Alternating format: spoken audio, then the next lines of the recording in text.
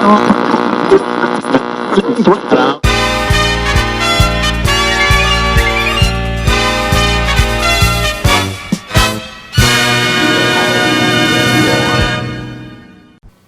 Mepham, welcome back to the Midweek Update. In today's episode, we take a look at the local community theater, one of Mepham's own AP Physics classes, the return of the spring concert, and more senior exit interviews. This and more on this week's Midweek Update. I'm Allie Redican. And I'm Emma Santiago, and welcome back to the Midweek Update, the B&B show that brings you closer to the people and places in and around the Mepham community. So Emma, how were the AP research presentations last week? They were good, Allie. I'm just glad that it's one AP out of the way now. More time to focus on the other exams coming up. Yeah, I hate AP season, but it's always fun to look at which exam is the hardest for all the students. Oh yeah, it's the question of the century. Hello, Nikki Saracini. I have a question for you. What's your hardest AP test? My hardest AP test, I would probably say A-Push. I have that next week, so yeah. So why is A-Push so hard? Because personally, I thought it was the easiest AP that I've ever taken.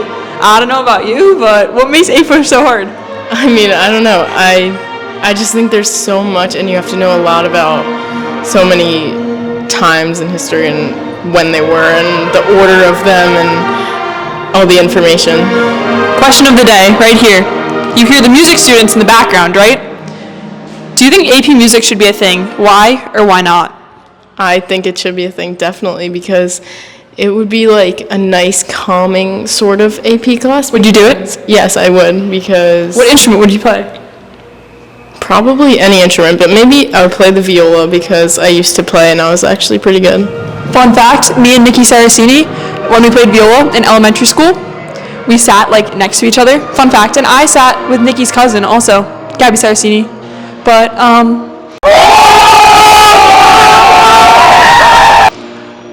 best new AP that could be added. I think AP Music, I don't know. I have one that I think could be better. AP Gym. Would you take AP Gym? Yeah, I would, definitely. What would the curriculum for AP Gym be? Like, would it be like team sports? Oh my god, what about AP Pickleball? I think that'd be too specific. Like, if you did pickleball the whole year, I don't know. I think AP Gym could work, because then you have like a test each unit. Oh my god, so there could be like a pickleball unit, we could have like a soccer unit. I think this should be a new thing. That's your hot take. Well, now hot takes makes me grateful AP Gym doesn't exist. Yeah, but unfortunately AP Physics does exist. I have a lot of respect for those people that take it.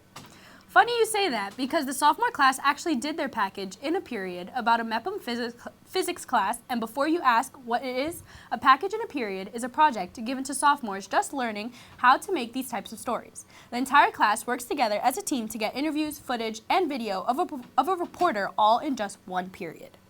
Well, I wasn't going to ask Emma. I was just going to add that all of them edited a version of the story, but here's a version completed by Dana Stone.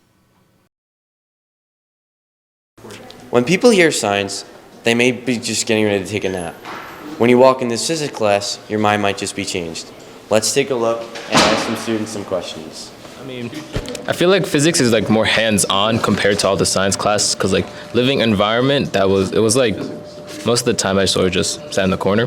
But then chemistry, it was a little bit more hands-on, but then physics is probably like the most hands-on class I've had. Physics teacher Mr. Greaves keeps his class engaged through fun experiments while still relating them to real-life scenarios. Well, I find that physics is a subject that really challenges students to think. And I think if they learn how to think, right, we can use these lessons for, I think, for any subject, not just physics. It is no doubt that physics is fun, but it doesn't come without its challenges. Every part of physics is challenging, to be honest, but a lot of the things in physics too you can't see. Today we're doing lasers, so we can see them, but when you're learning about particles or gravity or anything like that, it's hard to visualize things that you can't exactly see exactly what's happening. It's because it's different. Like, it's not really something that we talk about in like previous years. It's kind of like a unique experience, you know, like Like, I think that if I didn't take physics here at MEPM, like, I don't know when I really would. So I was like, you know what, I'll just take this opportunity. While physics can be challenging, administrators know how it is an important part of the curriculum. So physics is pretty challenging. You usually need an upper level math base with those critical thinking skills. So it's a challenging concept, and it does teach students kind of how to think and how to approach problems. So this class is going to give me a lot of the fundamentals that I'm going to use for the next several years while I'm studying, and I'll be able to use the different concepts that we learn in light and heat to be able to build and then advance in my college classes. Wow, it may be challenging, but I may want to take physics next year. And for B&B in the physics lab, I've been Brett McGovern. Okay, I have a teeny amount of FOMO now because I did not choose to take that class. FOMO is a fear of missing out, right? Because I get that every time I watch a play or a musical. You can just see how much fun it is. You're so right, Emma. But why don't you just join Skull and Bones or community theater then? Maybe I can ask Matt Nadoff about community theater. Why him? Because he knows everything about the show a local group is putting on. Just watch.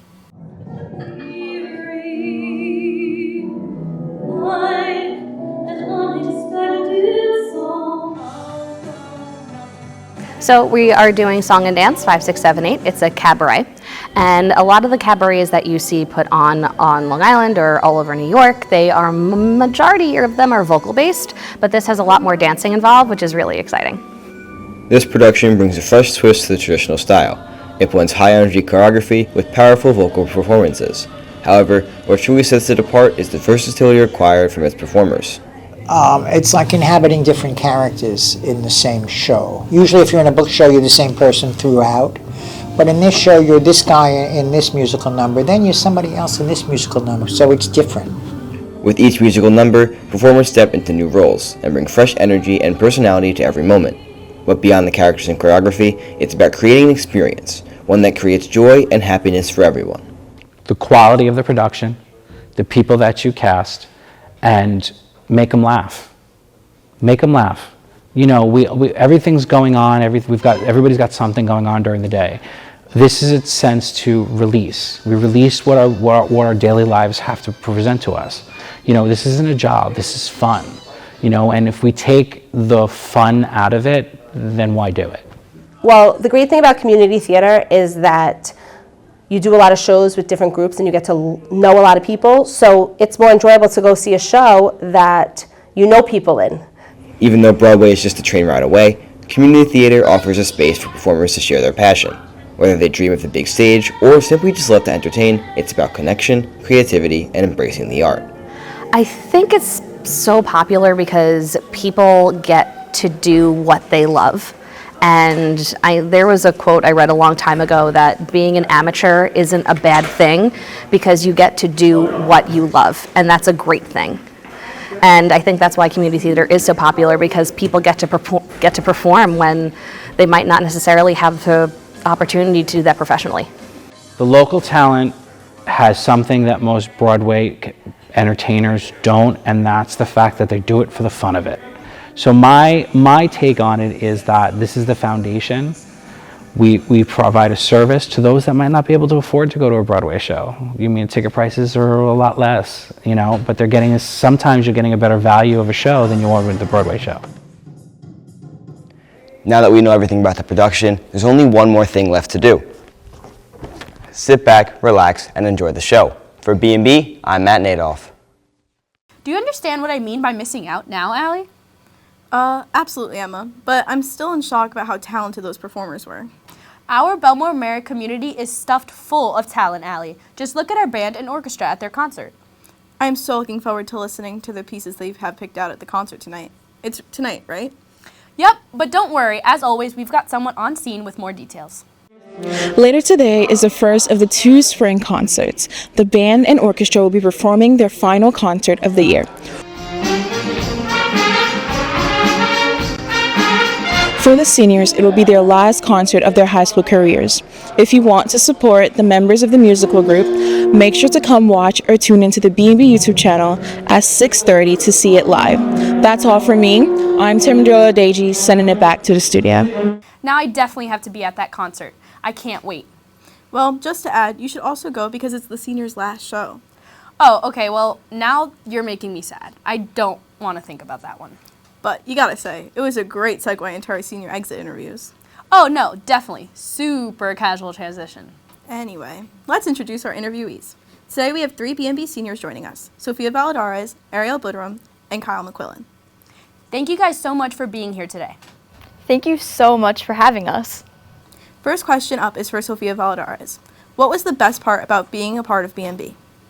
The best part of being a part of B&B is definitely learning stuff that I would have never learned in my normal classes. Being in front of camera was definitely a great experience, and I made so many friends and so many memories from B&B that are unforgettable. Second is for Ariel Budram. What will you miss most about B&B after this year? I think the thing that I'll miss most about B&B after this year is the friendships that I made within this program, because being in B&B, it allowed me to meet and work with people who I normally wouldn't have worked with in a normal class setting. So I think I'll miss the camaraderie within this program because it definitely shaped who I am today. Finally, for Kyle McQuillan, what was your biggest accomplishment in the B&B program? My biggest accomplishment in the B&B program has been having the honor to work side all my classmates and having so many achievements with them over the past 4 years. It has only created stronger connections with them and hopefully friendships even after high school. Thank you guys so much for coming and for all of the contributions you've made to B&B over the last 4 years. Thank you guys for letting us be here. We wish you guys the best of luck in college. I honestly do not know what B&B Sports is going to do without this year's seniors. They are incredible. Well, Emma, I would also say that we have some incredible talent in our own grade within the realm of sports. You're not wrong. And speaking of, here's Jared Broxmeyer with our sports.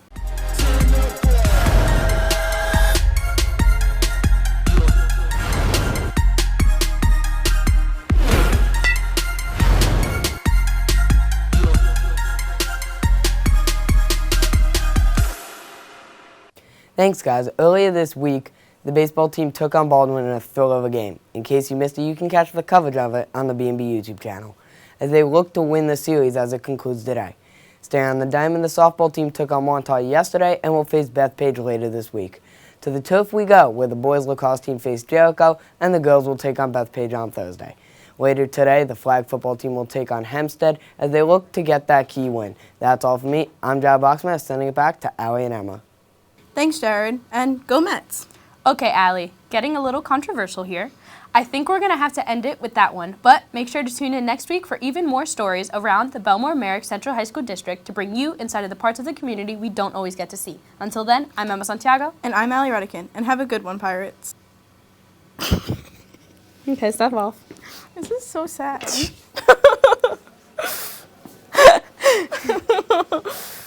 I need to go home.